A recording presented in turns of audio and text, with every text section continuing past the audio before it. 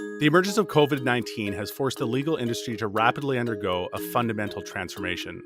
I'm Jack Newton, CEO and co-founder of Clio, the world's leading cloud-based legal software provider. In each episode of Daily Matters, we'll explore what this new normal means for law firms, how legal professionals can find success while working remotely, and how lawyers can best serve their clients during this unprecedented situation. Today, we're joined by Kat Moon, Director of Innovation Design for the Program of Law and Innovation at Vanderbilt Law School. Kat, thanks so much for being here today. It is a pleasure to join you today. Thank you for asking me. Great to have you here. Kat, first and foremost, how are you and your family doing? We are good. Everyone is healthy. For the most part, we are sane. We are four big humans coexisting mostly peacefully in a house together. I have a husband and two teenagers, and one is a senior in high school. So this has been definitely an interesting time for her. And then I have a freshman son. So it gets really interesting when we all have to be on a Zoom conference at exactly the same time and our really pitiful internet connection fails. So, I've got 3 kids and my wife, and I actually had to upgrade my internet last week because they're doing Zoom calls for school. My wife's doing her full-time job as well. And, what felt like an adequate internet connection for Netflix and some emails in the evening was not doing the job for me in the COVID-19 era. I feel you. I do. Sadly, we have fiber to the road, and then we're a half mile off the road. And so I'm guessing AT&T would be happy to extend that fiber optic cable for, a sum of money. Right.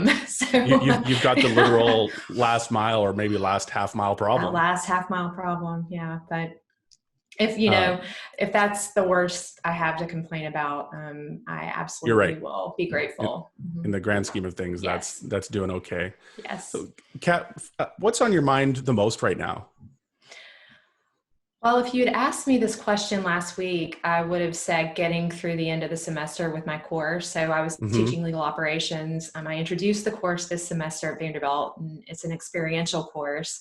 And so, finishing the semester solely online was challenging. I think less so because of my course and more so just because of what we're all going through right now, and also considering what my students are going through right now. And so my students are still very much top of mind. So they're entering exam period, which I don't give an exam, but that's been a source of stress and anxiety for them in this time. And then, all my students are second and third year students. And so they are next wondering what their job situation is and what's going to happen with the bar exam. So I've been hyper focused on just kind of watching what's happening in those areas so that I can provide as much support and help to my students as possible.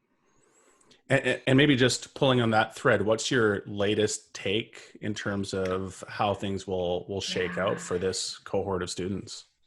Yeah, so I think it's really impossible to predict right now how things are going to shake out. And I think that's, we are in this moment of incredible ambiguity.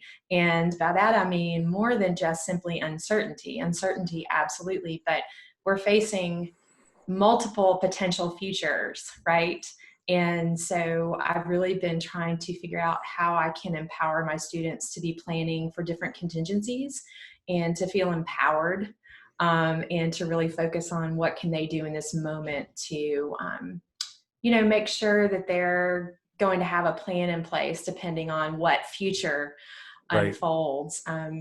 I will insert really quickly here that a few weeks ago, I launched a podcast, which I've been wanting to do for a long time. And finally, I had 2 colleagues at Vanderbilt who were like, let's create a podcast for law students. And so it's called Zooming Through Law School. I'll give it a little pitch there. Yeah.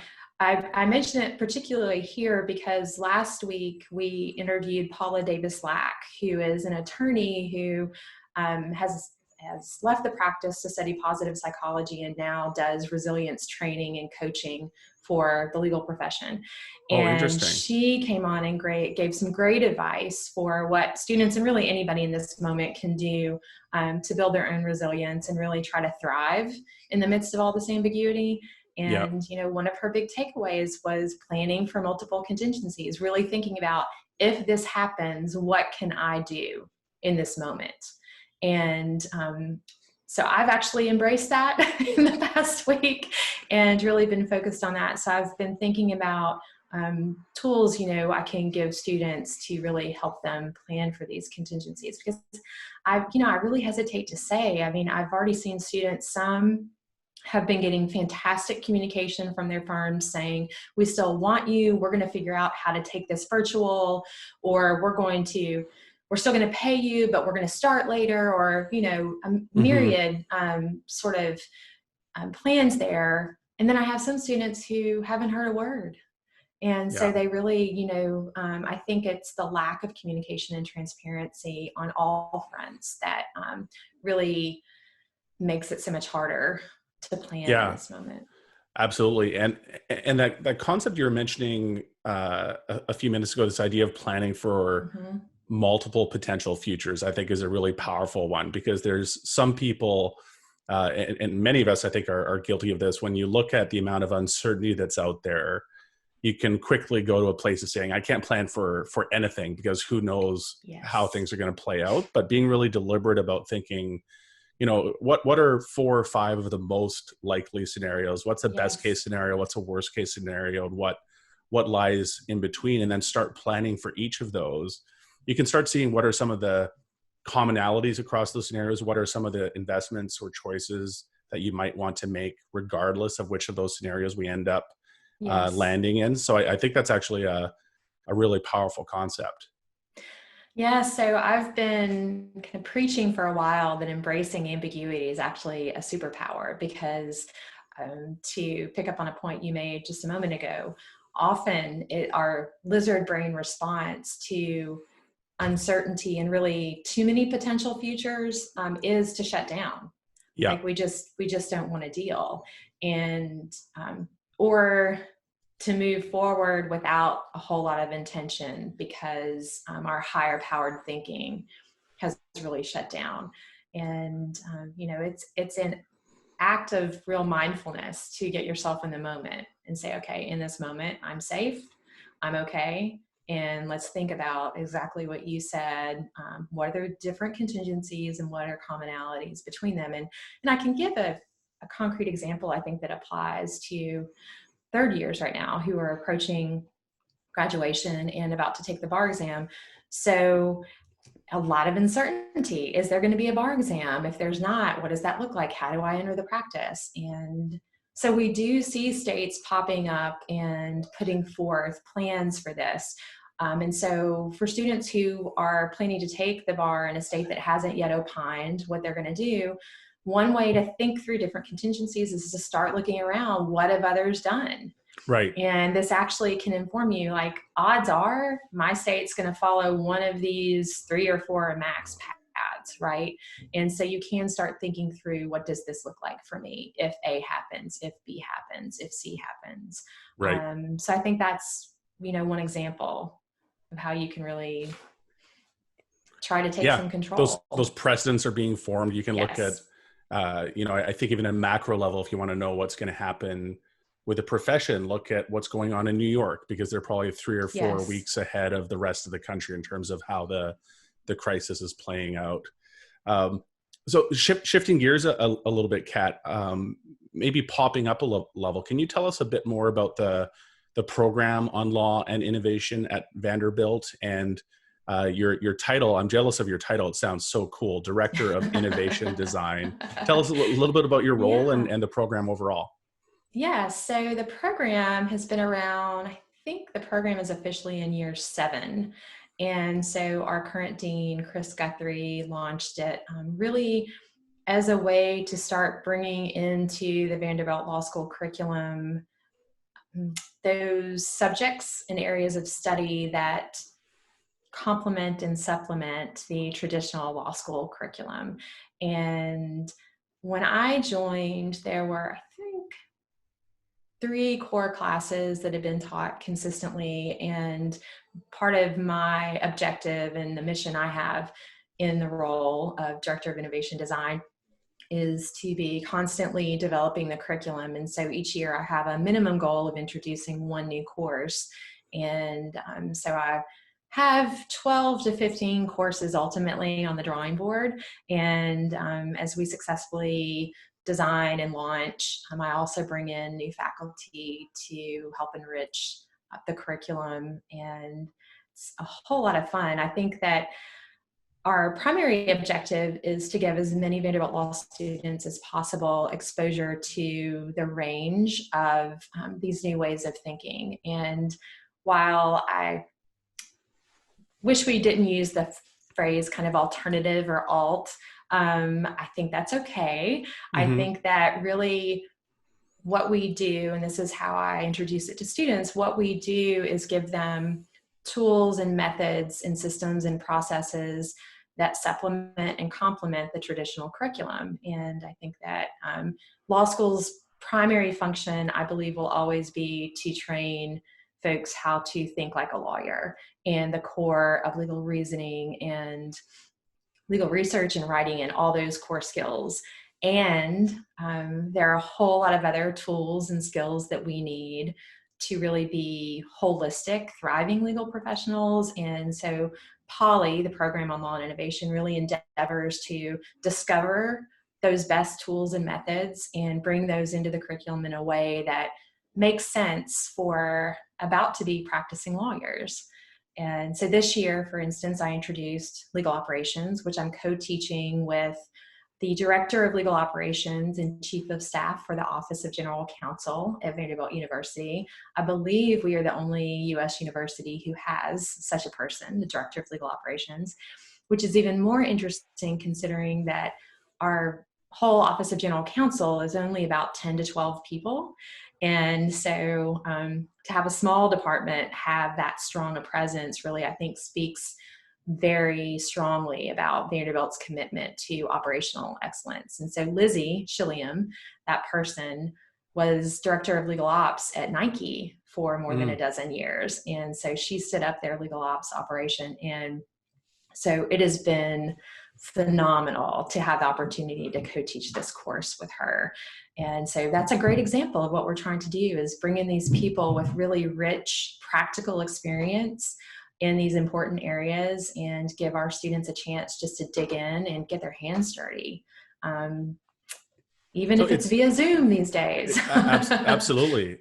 And you know, as a bit of a tangent, I'm more for anyone who's curious about this emerging area in law. What is legal operations in a nutshell? So I think legal operations, you know, if you look, for instance, at clock.org, they have Corporate Legal Operations Consortium, I think is what it stands for. I think you're right. Yep. I think I'm getting that right. They have published, and they just revised it. So, and I haven't memorized kind of the revised wheel, but they have published, I think, a graphic that does a great job of explicating sort of the buckets of knowledge and activity that go into a really highly functioning legal operations department. And so it ranges everywhere from data to technology to communication. I think they are building now and acknowledging that diversity in staffing and execution is also part of that role. And so legal operations really seeks to fill the business function and bring process and systems operational excellence to what a legal department does. And you are also seeing more and more folks within law firms filling a similar role. I'm seeing that there are distinctions in what they do, but also a whole lot of commonalities. So it's going to be interesting to kind of see how the law firm legal operations role evolves. You're seeing that title more than often. Yeah, it's such an interesting area and rapidly evolving. It is. I mean, I think a very powerful one. You know, the approach I've taken in my class, most of my students, I have 20 students in the class, and most of them, the vast majority, are going to go work, start off as an associate in a large corporate law firm. And so we actually took the perspective of the law department legal operations function. And I did this very intentionally because they have now essentially been in the shoes of their client. Because more and more, a client-facing person from a legal department is the ops person. The ops Right. person, you know, is the one who's negotiating RFPs and really interfacing and making those buy decisions on behalf of departments. And so for my students to really understand operationally what matters to the client is going to empower them to serve them better. And it's been really, really interesting to give them this perspective. I hope they Yeah, think so as I can well. imagine that being But a really yeah, powerful perspective to be yes, closer to the client perspective and being able to serve them better on the other side yes. of graduation. Kat, I haven't really spoken to anyone inside law schools on this podcast yet. You touched on a few aspects of what you're seeing on the Mhm. front lines of the COVID-19 crisis from inside a law school, but can you maybe go a bit more in depth in terms of what you're seeing, you know, in terms of, you know, what's going on with the students, how the classes are being delivered, and, you know, in particular for your third years, how they're thinking about entering the workforce? Yes. So, you know, there are a couple of big takeaways from this moment. So, we're about a month into the crisis in terms Hmm. of its impact on delivery of legal education, which I've realized I will make this observation. So, Richard Susskind has opined in his latest book that asked the question, are courts a place or a service? Right, And I frankly think we're all asking ourselves this right now because, you know, we're delivering a legal education no longer from a place, but we still right, must deliver the service, right? So I think we face exactly the same challenge. And so with that said, you know, this shift to online has been a lesson in emergency teaching, right? So yeah, I would not call what we're doing, um, you know, the highest and best online teaching and giving our students the best online learning experience, because at Vanderbilt, we literally had a week to go. And while some folks, I think, were definitely prepared in terms of their comfort level and knowledge of technology and frankly, how they teach to make that shift relatively seamlessly, a lot of folks were not. And that's not a criticism at all. It's simply an observation, right? Because right, this is not how we normally have to exist. And our students don't normally have to consume content and consume learning in this way. And so I think that understanding that's our context, I think frames really everything that flows from this. You know, we are, as we've discussed already, in this moment of considerable ambiguity and uncertainty. And so our students, I think, are having to navigate all of this, what is already a highly stressful situation, right, really suddenly kind of turned on its head. And so things that shouldn't be stressful right now are. And so really kind of having to reprioritize things, I think, has been a considerable challenge. I will observe kind of top of mind for every student I've taught to, not just my own, but I've taught to students really across the country over the past few weeks, is really understanding what the expectations are from their school and from their professors. What's it going to take for me to pass this course? So a lot of schools have gone from graded to pass fail. So that's one thing. And there are a whole lot of ramifications to that. But what does pass look like? Or what does grading look like if they're still grading? What are exams going to look like when they're delivered online? And I think because everyone is in sort of triage mode, there probably kind of universally hasn't been a consistency in communication and transparency that would have been ideal and that would have happened had this process been planned from the get-go instead of an emergency plan. Right. With all that said, I'm seeing, considerable rising to the occasion kind of across the spectrum from both students and faculty, and really folks digging in to make the best of it. One of my favorite observations that students have shared is the fact that they are seeing a side of their professors that really is in many ways deepening their connection, because they are often seeing their professors in a much more human setting. Right. So at Vanderbilt, for example, for the first couple of weeks, professors could actually go into campus and record their classes or deliver their Zoom sessions in an empty classroom. So there were folks who put on the tie and went into the classroom and spoke to the empty classroom as if their students were sitting in it. Well, that's not happening anymore. Now everybody is sitting like I am in their house. You're probably going to see my cat jump up any minute, or a kid or something.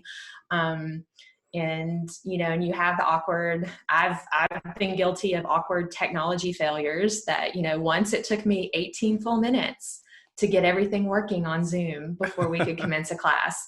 I will spare you the details, but it's true. And I consider myself fairly technology savvy. So students have said they really have appreciated kind of seeing their professors just be normal people. And I think that works and really deepens that connection and their level of trust and admiration for them, because, professors are already these people who our students assume we're smart and they really enjoy learning from us. And then when they see us as just normal humans, that relatability just kind of deepens those connections. And so I see that as this kind of silver lining to so much of the rest of this is that it's been just incredibly stressful for everyone.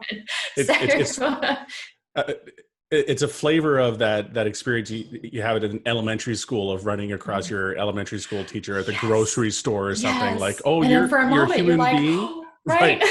We thought you just stepped into the closet at the end of the day and waited for the next class. So, and it's interesting too, that appreciation for people and seeing the more human side of people. I've heard several guests on this podcast comment on that being an interesting aspect of being a lawyer these days as well, that they feel like they're building stronger connections with their clients, and their clients are getting to see them, in their homes, again, with their kids or cats or dogs, and maybe all the above, jumping into the Zoom calls and so on. So it's kind of an interesting moment, I think, that a lot of people are feeling is almost paradoxically deepening our bonds with people amidst this social distancing and remote mode of interacting with one another.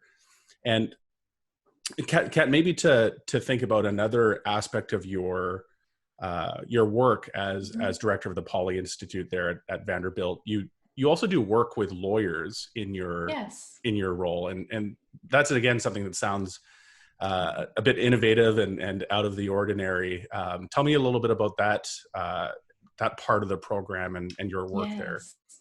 Yes, so the PoLI Institute is designed to essentially take our innovation curriculum designed at the JD level and transform that to be delivered to practicing legal professionals. So we actually serve not just lawyers, but anyone in the legal profession. And typically our workshops have been at least 30% folks who do not have a JD or are not practicing lawyers. So it's been a really nice mix. What has been obvious to me for a long time. So I practiced for almost 20 years before I started teaching at Vanderbilt. And I've always been deeply interested in my own professional development. And as a lawyer, I've also had to take continuing legal education and CLE, which, essentially across the board has a pretty bad rap. And I think that how we view professional formation and professional development in the legal profession has not received the attention and care it deserves culturally from our profession. So it's always been a strong interest of mine to do something about that.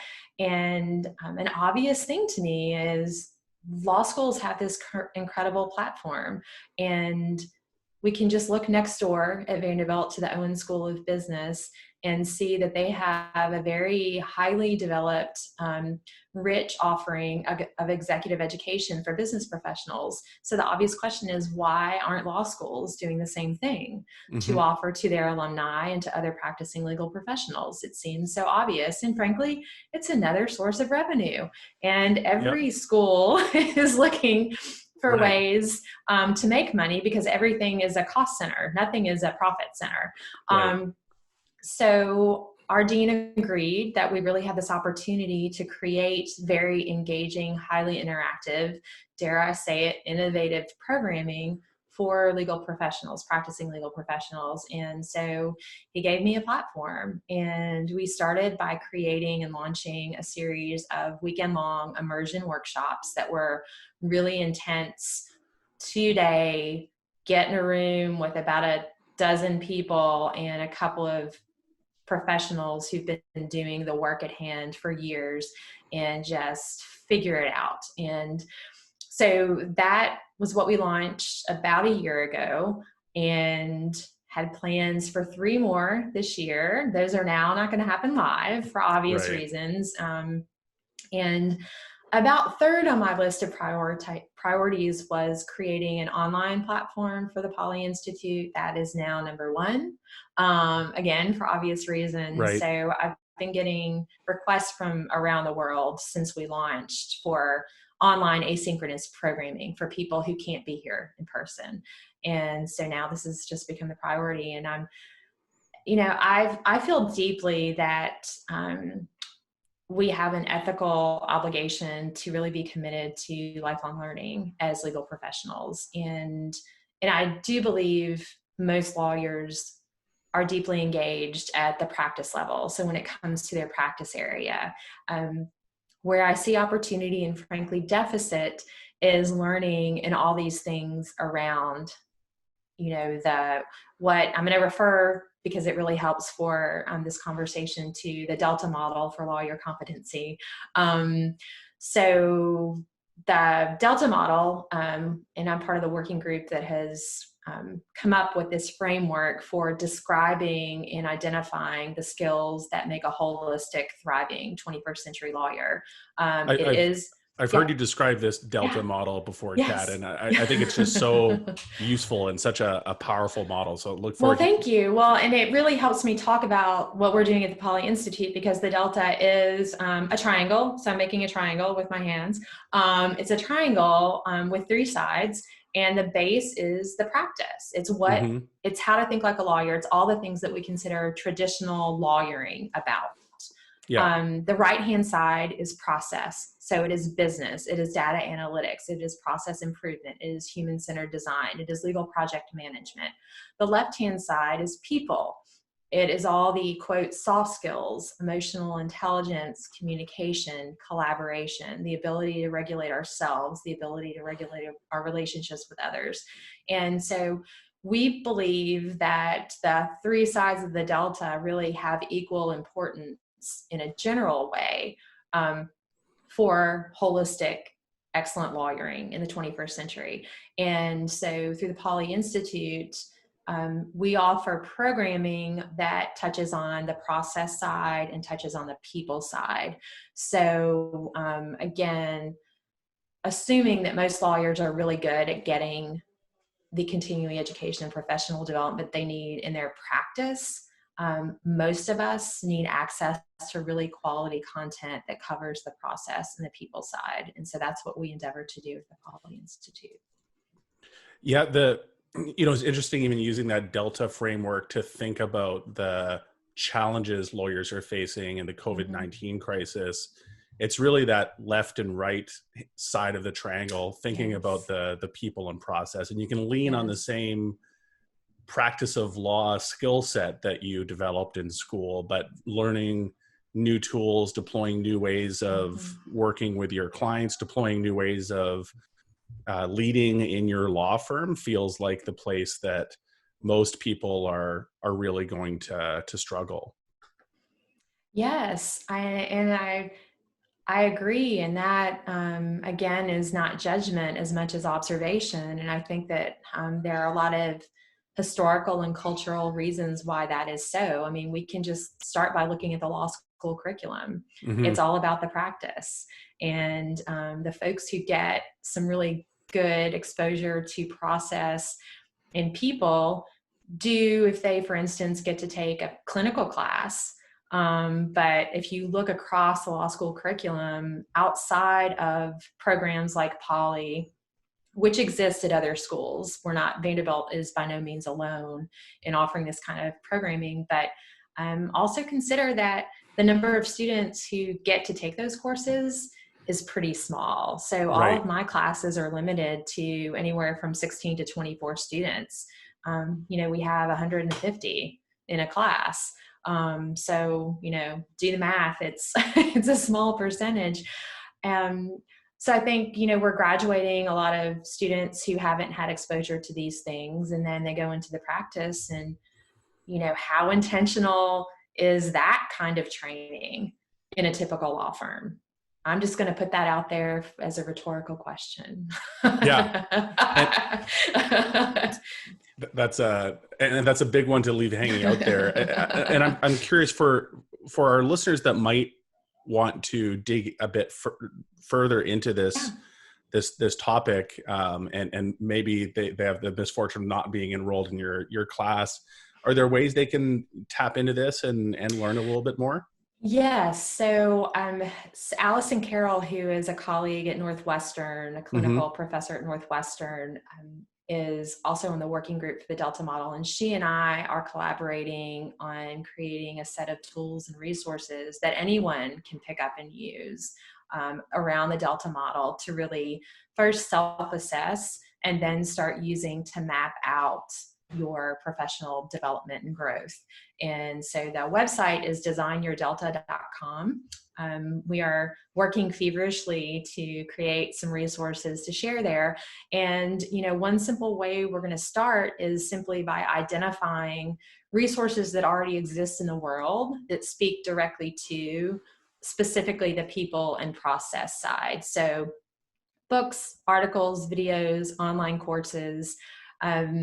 I really encourage people to think much more expansively about how they approach their own professional development. You don't just hop on your bar association's website and see what CLEs they're offering. Right. You've really got to think outside of the box when it comes to the process and people side. I will also point out, because I take every opportunity I can to point this out, that a lot of CLE commissions won't even approve credit for things that aren't strictly related to the practice side of the Delta. Right. So we actually have disincentives to learn these things. Because our required continuing education we won't even get credit for it. So I think that folks have really got to think outside the box, but we're working hard to at least create a starting point of where people can go. But I think I want to kind of roll that back a little bit. I think it starts with really understanding two things. One, where are you on the Delta? What is your proficiency in different areas? And then two, understanding what does your role require of you? And then you look for where's the gap, right? And I think that you do that in a forward-thinking way, because I think most of us, I don't know, I definitely am always looking at where am I going next, because that's going to inform what I choose to do today. And so if we're in growth mode, you want to think about not only what is the role I'm filling today, but where do I want to go? And what is that role going to require? Because if you're not actively seeking to improve in the areas that role requires, what are the chances you're going to get the role? And what are the chances you're going to thrive once you get into it? And I will point out one other, what I believe is a significant benefit to using a framework like the Delta model. I think it really exposes, for lack of a better word, what the job requires. a lot of law students go to law school, and what it means to be a lawyer is a black box. What does that mean? And Yeah. if you just base what it means off of the experience you get in law school, you still don't have a clear idea of what it's like to actually practice. And I will say a caveat, I don't think it's necessarily the job of law school to give you a clear idea. I think we've got to be reasonable in our expectations. So there are other tools available.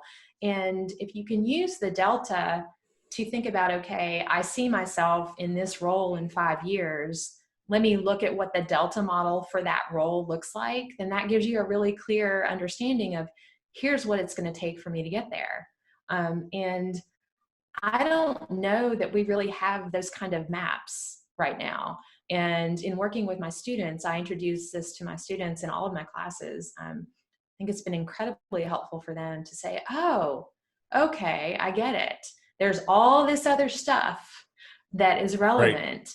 And where am I going to get this? How am I going to develop these skills? And the other thing is I've actually had students like compare their delta to a future role they think they want to fill and come back and say, I don't know that I want to do that.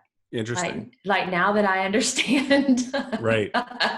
what that means, maybe I want to look at something else because these are the skills that I want to work on building. These are the things I enjoy. These are the things I'm good at.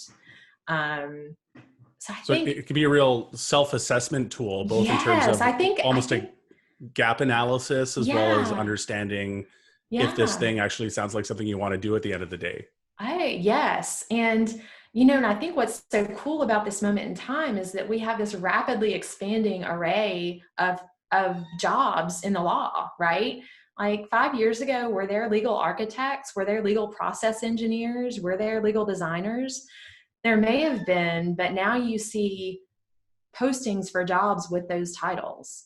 And Right. so students are seeing that if their interests lie more on people or process side, there's still great value in the grounding they've gotten on the practice base.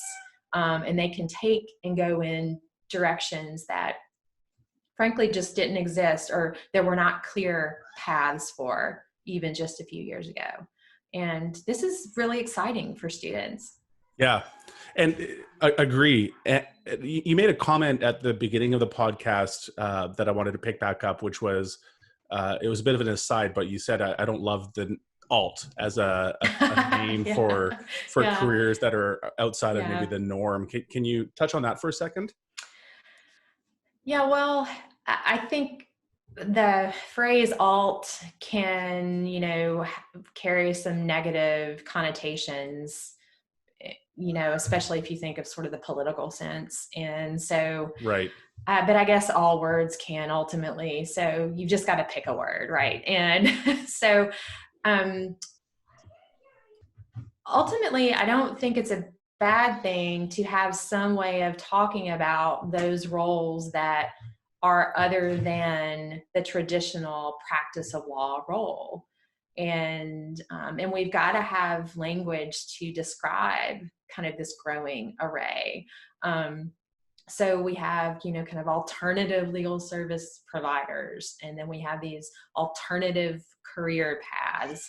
Um, you know, as much as there's the chance some things will change as we emerge from the current pandemic, I also think that our culture in the legal profession is so firmly rooted in this sense of tradition that we're still going to define most things around this traditional notion and these traditional definitions. And so I think that phrase alt or alternative is going to stick with us for a while. And I think we still need to talk about these things as Right. much as possible to normalize them and to really emphasize and affirm how important these roles are to a highly functioning 21st century profession. And what is now alt hopefully becomes mainstream over time. Yes. And we can always hope. Let's shift briefly in our last few minutes here, Kat, to the design side of the discussion. Would love to talk about the the role of design in legal, especially amidst this crisis where lawyers maybe need to be rethinking how they're delivering legal services from the ground up. Yeah. How can concepts from design play into that?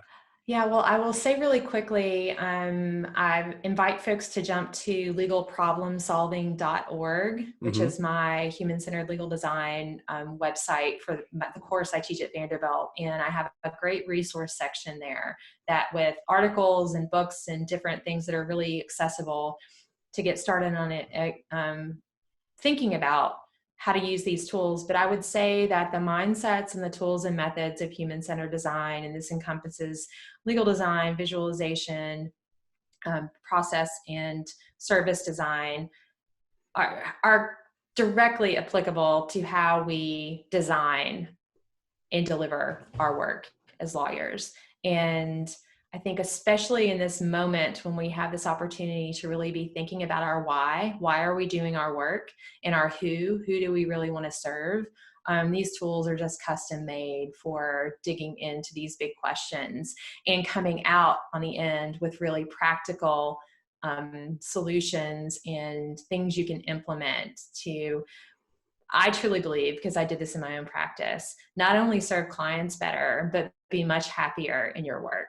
And I think we have to strive to do both. I want to make this final plug that as we think about how we redesign the delivery of legal services to serve more people better, we have to make that redesign work better for the people doing the work.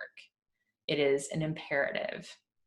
Kat, thanks so much for joining us today. I've really enjoyed our discussion. Look forward to picking the discussion back up at some point and getting an update of how things are going with your classes, and for some additional thoughts on how design can be applied to the profession. Absolutely. It's been an honor, Jack. I've really enjoyed our conversation. I've been enjoying your podcast, and thank you for the opportunity to talk with you. And I hope you and your family continue to stay safe and sane throughout this pandemic. Likewise. Thanks for joining us, Kat. Okay. Take care.